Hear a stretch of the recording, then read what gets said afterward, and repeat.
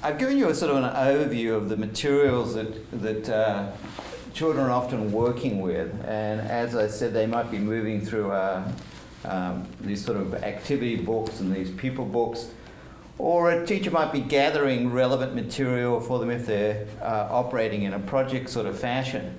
As they go through the materials, particularly their reading of selections, they often impose a framework, sort of the invisible architecture of the lesson. And there are a number of renditions out there that seem to be dominating right now.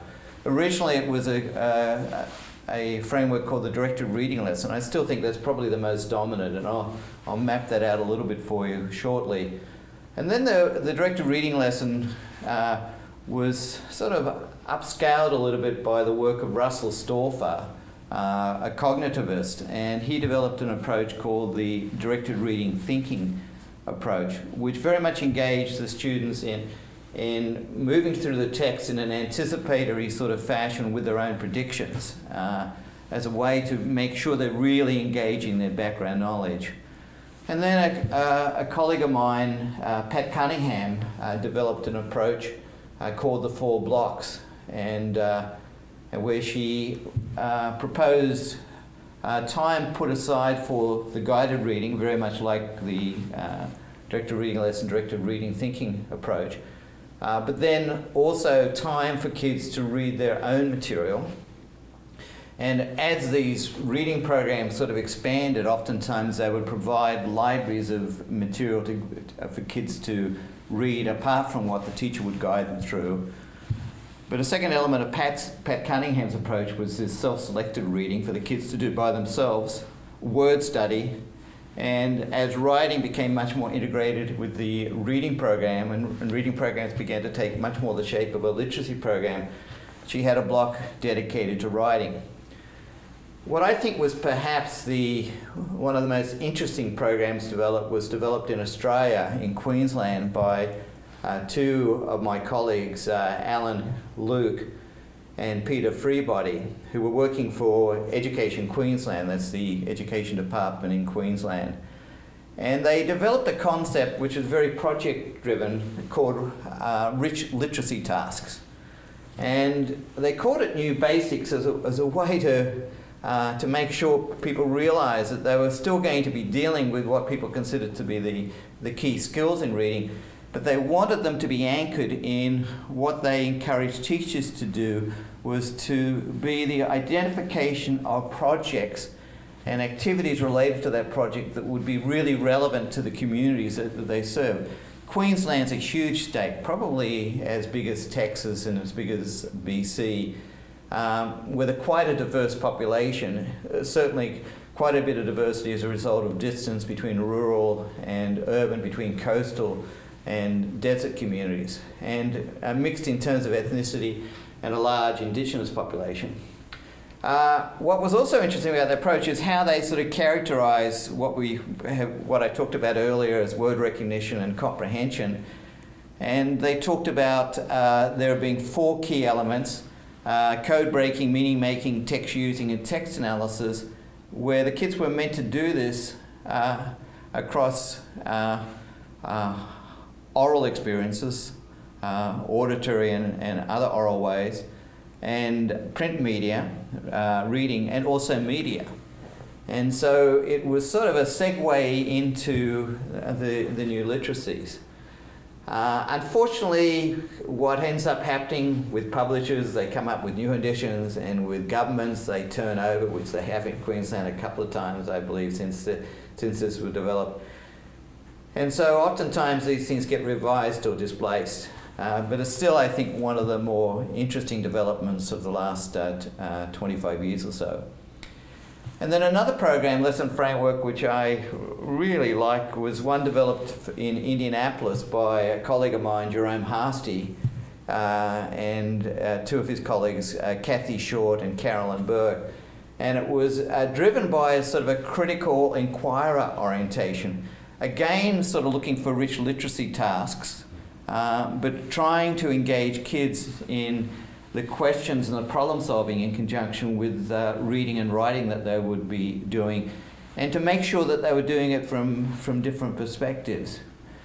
So in one sense, as we look at these reading programs and whatever materials are brought in, whether they're graded series or the material collected around projects, you can see there are a number of different frameworks. The dominant framework still to this day is this one here.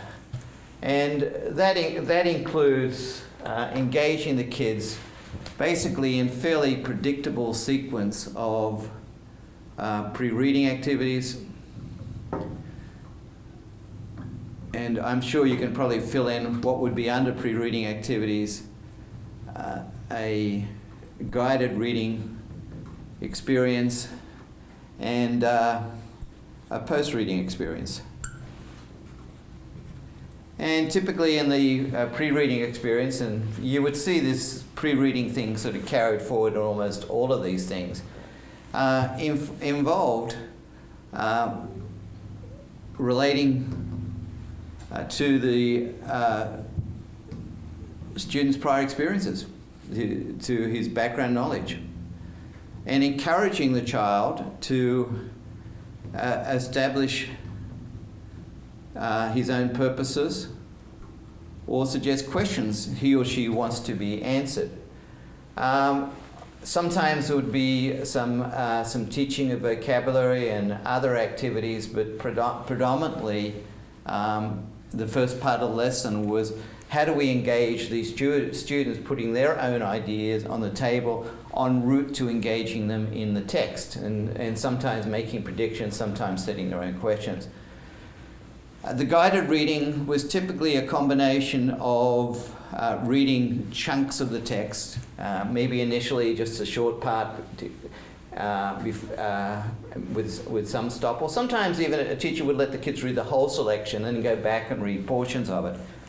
But there was a combination of reading silently, sometimes a little bit of oral reading, particularly when the kids would be responding to questions that the teacher would ask about the portions that they had read, asking him to, well, read for me that part of the text where you learnt that.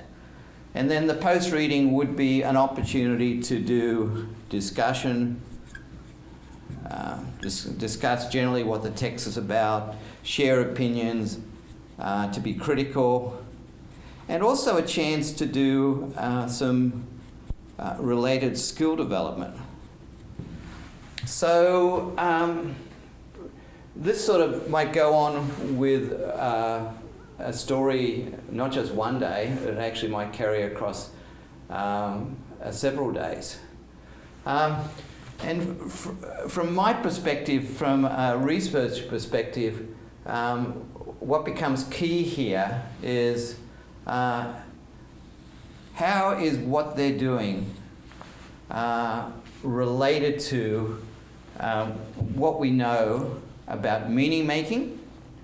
Are they engaging kids in a fashion consistent with what we've talked about relative to comprehension? Are these kids actively engaged in bringing their background knowledge to bear, or in reality is the kid just sort of playing along with the teacher, trying to respond to the teacher's questions as if the teacher becomes the text rather than the story or informational text that they're reading? So to what extent is what they're doing consistent with what we know about meaning making? Is the teacher sensitive to the perspectives and the ideas that the kids might be bringing, and the integration of what they're reading into the students forming their own meanings? How the perspectives they adopted, and how they actually respect and engage students with one another, respecting each other's ideas and retellings and recalls, versus an approach which gets kids involved in seeing if in fact they got the answer the teacher wanted to them for the question the teacher asked. And so one of the challenges, I think, one of the things that the meaning-making literature, the reading comprehension literature, the cognitive literature brought to bear on this thing was sort of challenging what was an orientation, which was to have the kids read portion, the teachers to ask question, and to see if they got the got the meaning right.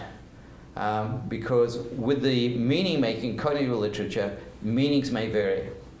And with the cognitive literature, the other thing you'd want to see is, are they doing it in such a way, is a teacher probing in such a way that respects the fact that kids might first need to be operating inferentially before they deal with what might be considered literal? Or is a teacher operating with this false sense that a child needs to deal with the literal recall before they can deal with the inferential? And so again, what you're looking for as this approach is the approach an approach which builds upon the kids' ideas, or is an approach where basically the kids are being sort of informed either implicitly or even sometimes directly? So no, there is a correct meaning for this text, and I'm here to check to see if you've gotten it. So one of the key things that the lens that you begin to apply for this is what's going on in these lessons that actually engage kids in reading that we know should be the way they're being engaged. And the second thing that goes along with this is, so to what extent are these students doing almost like a form of procedural display? They're going through these steps and they're being successful at it, or are they being encouraged to go or being supported to go the step beyond that? Are they learning how to learn? Are they reflecting upon what they're doing so that they're actually learning to be strategic? Not in response to the teacher telling them to be strategic.